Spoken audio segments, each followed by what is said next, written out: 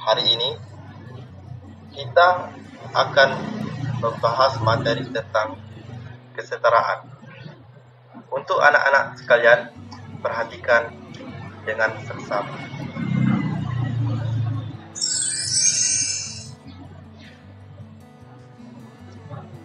Satu, pengertian kesetaraan. Kesetaraan dapat diartikan sama tingkatnya, kedudukan, atau pangkat. Dengan demikian, kesetaraan menunjukkan adanya tingkatan yang sama, kedudukan yang sama, tidak lebih tinggi atau tidak lebih rendah antara satu sama lain.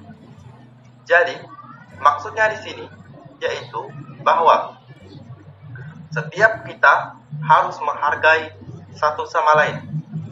Walaupun kita berbeda tingkatan kelas, berbeda lokal, berbeda laki-laki maupun perempuan, tapi di sini kita harus tetap saling menghargai.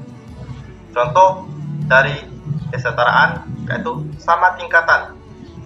Ini maksudnya kita satu tingkatan, satu kelas, dan lain-lain.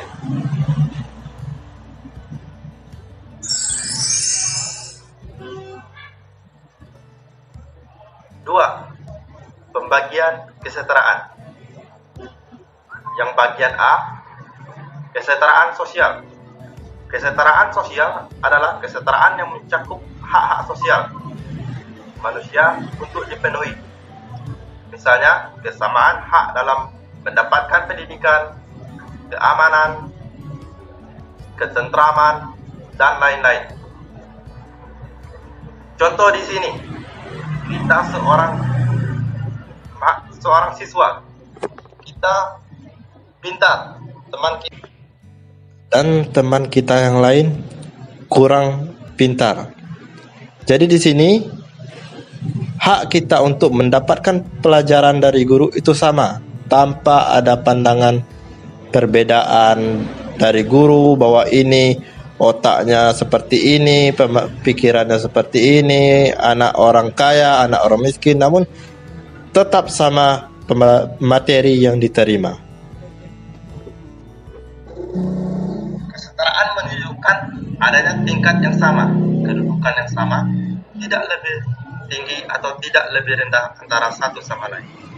Hal ini menyangkut masalah kesetaraan gender, kesetaraan hukum, kesetaraan kesempatan, dan lain-lain. Kesetaraan muncul akibat dari keberagaman yang menyebabkan ketidakadilan sehingga timbulnya perpecahan. Oleh karena itu, kita harus memahami prinsip-prinsip kesetaraan sosial untuk hidup dalam bermasyarakat yang tentram dan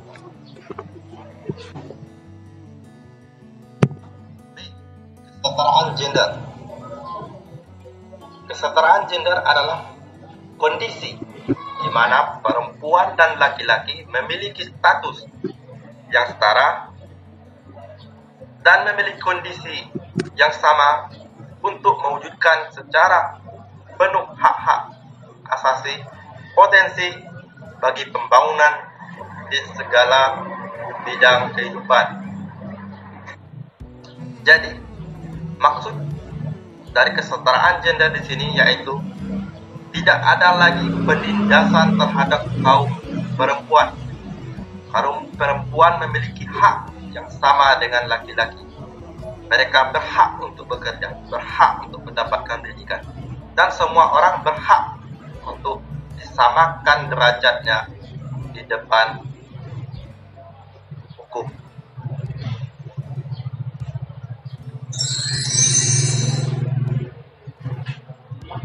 Terakhir, manfaat kesetaraan. Yang pertama, menciptakan sikap keadilan bagi setiap manusia. Dengan adanya kesetaraan ini, maka semuanya akan merasa mendapatkan keadilan yang sama. Tidak ada yang dilebihkan, tidak ada yang dikurangi, dan tidak ada yang diuntungkan dengan hal itu. Semuanya sama. Dengan itu, maka terjadilah keadilan bagi setiap manusia. Yang kedua, memberikan kesempatan bagi setiap orang untuk berkreasi. Maksudnya di sini, yaitu dengan adanya kesetaraan, Tidak ada lagi pembatasan-pembatasan kita untuk berkreasi. Baik itu kita perempuan, laki-laki, tua, muda, semuanya setara, boleh berkreasi. Boleh melakukan yang kita anggap itu baik dan benar. Yang ketiga, membangun kerjasama yang baik. Jadi di sini dengan adanya kesetaraan, tidak ada lagi rasa ilfil terhadap kawan. Sehingga dengan adanya kesetaraan ini, sehingga terjadilah kerjasama yang alot, sehingga dapat menciptakan hasil yang maksimal. Yang terakhir, menciptakan kerukunan hidup. Dengan kesetaraan ini, kita saling menghargai, menghormati, dan semuanya akan hidup damai. Baik, selanjutnya kita akan mempelajari dan memahami kesetaraan dalam konsep Islam.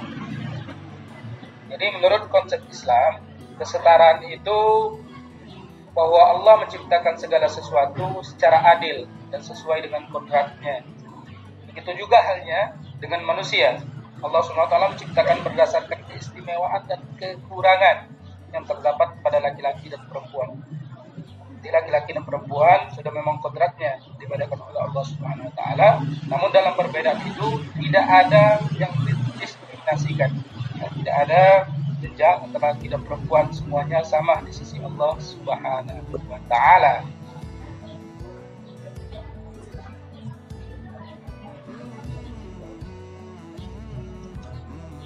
Maka di dalam Islam, perbedaan jenis kelamin atau gender bukanlah jadi hal yang dipermasalahkan antara laki dan perempuan yang memiliki hak yang sama di hadapan Allah Subhanahu wa taala.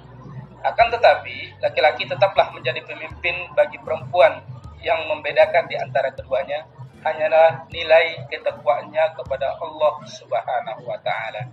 Ya, seperti yang dijelaskan di dalam Al-Hujurat ayat 3. Bismillahirrahmanirrahim.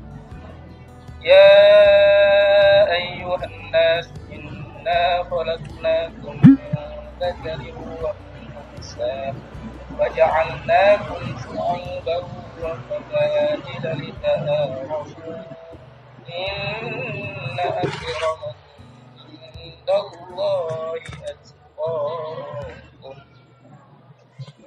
Di dalam ayat tersebut dijelaskan Allah SWT bahwa Allah menciptakan laki-laki dan perempuan, dan Dia menjadikan manusia bersuku-suku dan berbangsa-bangsa. Apa gunanya? Lita'arafu, saling kenal mengenal.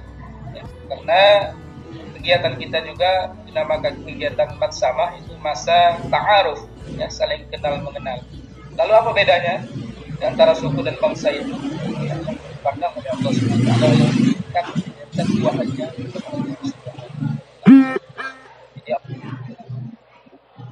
dan sebagainya. Ya, Allah membedakan ketakwaannya. Dalam hadis Rasulullah SAW juga pernah bersabda, Innallaha la yanzuru ila ajsamikum walaki yanzuru ila qulubikum. Allah tidak akan melihat ke bentuk rupa Anda. Yang Allah lihat adalah hati yang ada di dalam diri Anda. Ini menurut pandangan Islam. Seperti yang kita ketahui, Sallallahu Alaihi Wasallam memiliki sahabat yang bernama Bilal bin Rabah. Kita tahu bahwa ia adalah seorang budak yang berkulit hitam pekat yang akan Allah Sallallahu Alaihi Wasallam sebagai muazzin beliau, yang sampai akhir hayat beliau dinyatakan menghuni surganya Allah Subhanahu wa taala. Nah, itu menurut pandangan Islam. Jadi semua manusia sama di sisi Allah Subhanahu wa taala, tidak ada bedanya kecuali tingkat ketakwaannya kepada Allah Subhanahu wa taala. Begitu juga kita menganut azas seperti itu juga, karena kita MTS ya berbasis agama, kita sama-sama dilayani, tidak ada bedanya. Fasilitas juga dipersilakan untuk memakai seperti pustaka, tidak ada bedanya. Anak guru ataupun tidak, orang kaya atau miskin, semuanya sama. Jadi itu materi tentang kesetaraan menurut pandangan Islam. Itu Sekian dulu materi yang Bapak sampaikan, mudah-mudahan ada manfaatnya.